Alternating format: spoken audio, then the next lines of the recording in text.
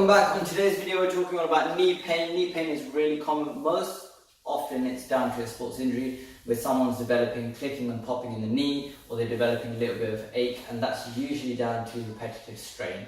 A bit like RSI that we get in our wrists, we can get in our knees when we're doing a activity again and again.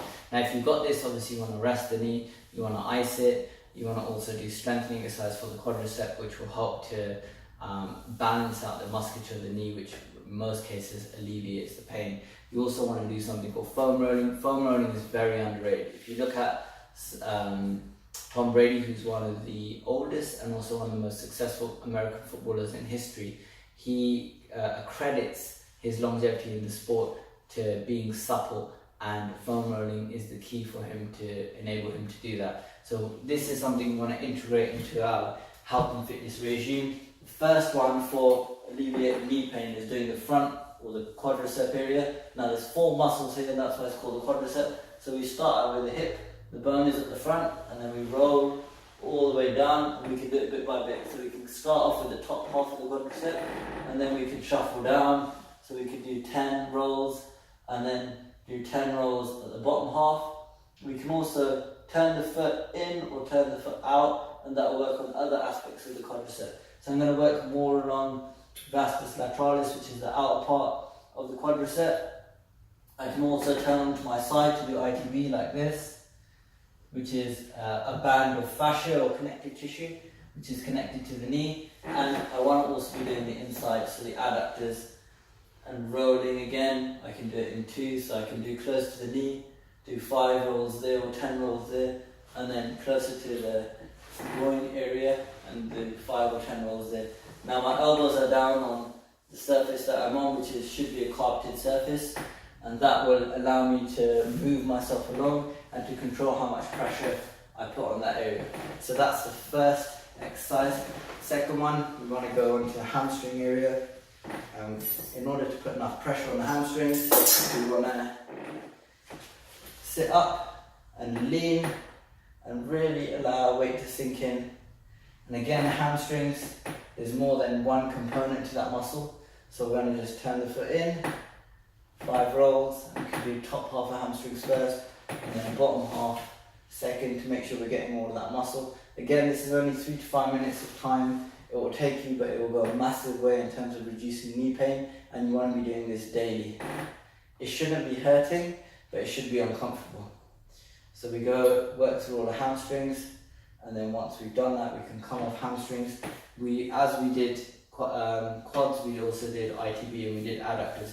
So we've done the 4 sections around the leg, around the thigh. Now we want to do glutes as well. So we go into this kind of cross-leg position.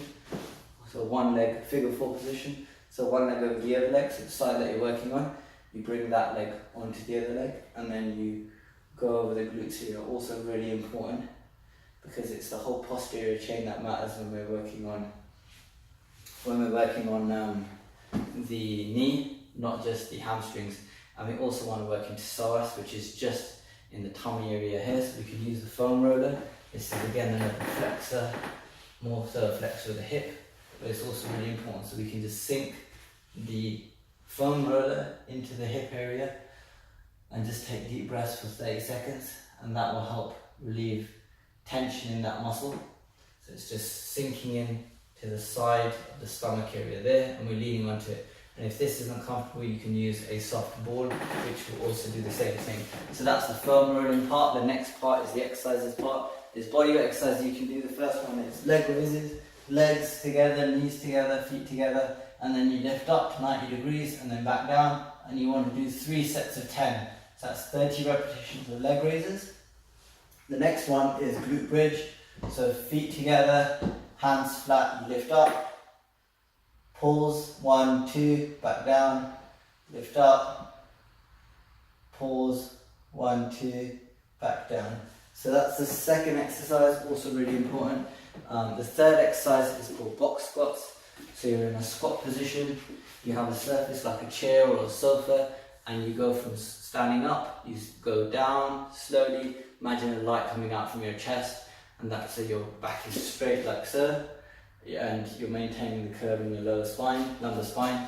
So here you go down till your bottom touches, feet are shoulder width apart, and then back up to straight, and then down, 1, 2, 3, 4, 5, back up to straight, down, 1, 2, 3, 4, 5. And you want to fully extend. I'm not, because I don't want to come out of the camera shot, but that's again 3 sets of 10.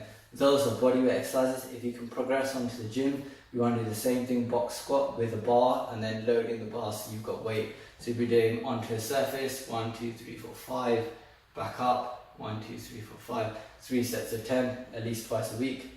You can also do deadlifts, which will work a posterior chain, working hamstrings and glutes, and that's a way to do the same exercise but with weight, so increasing the resistance. The other exercise you can do is leg extensions on the machine, so you're straightening out the leg, 3 sets of 10 of the heaviest weight you can do and still get to 10 repetitions of. And that will build the quadricep, and you can do hamstring curls, which is lying on your front where you lift your leg up against the machine like so, with both legs, and that will work the hamstring. So there's ways that you can do this. First is bodyweight exercises, the 3 that we mentioned. Second is working on compound movements like the squat and the deadlift. And third, accessory movements like the leg extension and hamstring curls.